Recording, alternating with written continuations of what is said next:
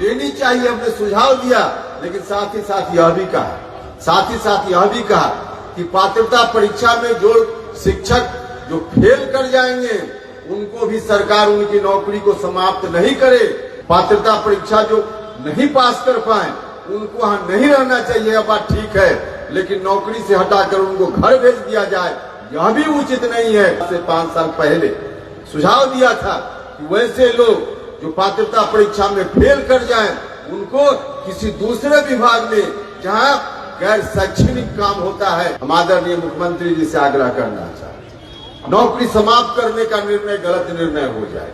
आगे आने वाले दिन जितनी ताकत बिहार के लोग हमको देंगे, जिस रूप में भी देंगे, शिक्षा में सुधार हमारी सबसे पहली प्राथमिकता होगी। अभी 3 दिन पहले हमने अखबार में देखा, कहा गया जो बात हमने उस समय कही थी कि नए लोगों की बहाली नए तरीके से, लेकिन जो लोग बहाल हो गए हैं उनकी परीक्षा पात्रता परीक्षा ली जाए। हमने उस समय कहा था, उस वक्त कहा था, लेकिन हमने तब यह भी कहा था कि जो शिक्षक लोग बहाल हो गए, संभव है कि पात्रता परीक्षा में पास कुछ लोग नहीं भी कर पाए, लेकिन जो लोग बहाल हुए हैं अगर ठीक नहीं है, योग्य नहीं है, तो कोई खुद से शिक्षक बनकर विद्यालय में पढ़ाने नहीं चला गया है। सरकार ने ऐसी प्रक्रिया अपनाई जिस प्रक्रिया के चलते नौजवान लोग चले गए विद्यालय में। तो अगर कहीं दोष है इस बात के लिए तो उन लोगों में नहीं है जो लोग शिक्षक बन गए, सरकार की प्रक्रिया का दोष है कि ऐसे लोग वहां चले गए। इसलिए हमने कहा कि उस वक्त कहा कि पात्रता परीक्षा जरूर लीजिए, लेनी चाहिए, हमने सुझाव दिया। लेकिन साथ ही साथ यह भी कहा कि पात्रता परीक्षा में जो शिक्षक जो फेल कर जाएंगे उनको भी सरकार उनकी नौकरी को समाप्त नहीं करे, उनको भी सरकार बर्खास्त नहीं करे, क्योंकि उनका भी परिवार है और वैसे लोग सरकार की प्रक्रिया के कारण वहां गए हैं, खुद से नहीं चले गए, उनका परिवार है। ठीक है कि उनके रहते शिक्षा की गुणवत्ता प्रभावित हो रही है, तो उनको वहां नहीं रहना चाहिए। पात्रता परीक्षा जो नहीं पास कर पाए उनको वहां नहीं रहना चाहिए, यह बात ठीक है, लेकिन नौकरी से हटाकर उनको घर भेज दिया जाए, यह भी उचित नहीं है।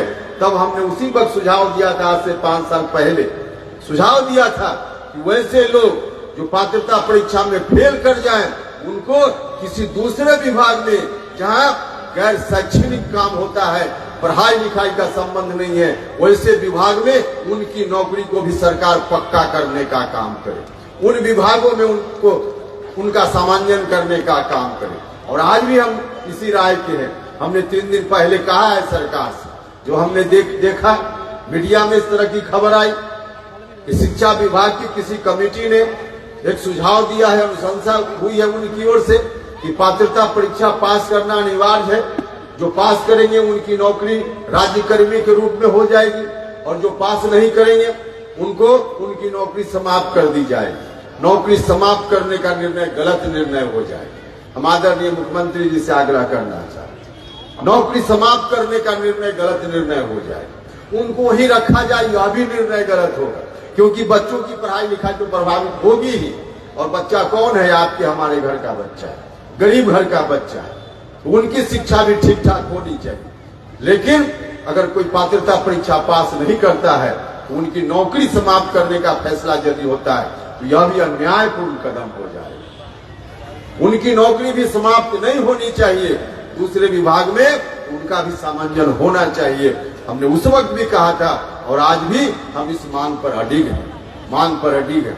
हम चाहते हैं हर तरह से शिक्षा में सुधार हो।